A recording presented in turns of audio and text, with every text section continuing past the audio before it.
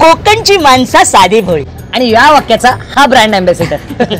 तर सांगायचा मुद्दा काय, आमची मैत्री कशी झाली तर काय, मी असं कोकणातलो, आमच्या कोकणात ना काम धंदा नाही म्हणून हाय आम्ही मुंबईत येतो. मुंबईत पण खैलय तर अंधेरी, पण त्या अंधेरीत उजेड दाखवण्याचं जर कोणी काम केलं असत तर ह्या माझ्या मित्रांनी. अहो तुमका सांगताय, चहाच्या टपरीवरची आमची ओळख, पण ह्याका जसा कळलं की मी कोकणी असं ह्याने लगेच माझी मैत्री केल्या.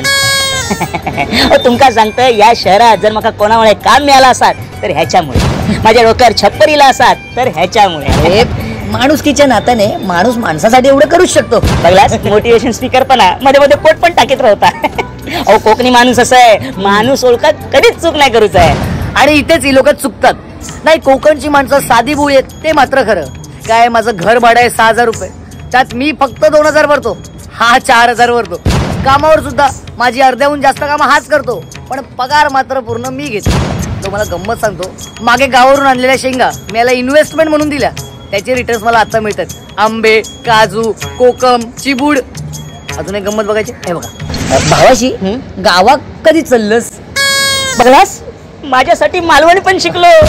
ऍक्च्युली मी जाणार नव्हते, पण आता तू बोलतेस ना म्हणून जातलंय. आणि 100 अडसरा घेऊन येईन तुझ्यासाठी. अडसर?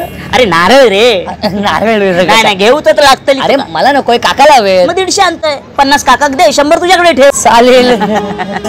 कोकणची माणसं साधी भोळी आणतोय याच्यासाठी शहाळी.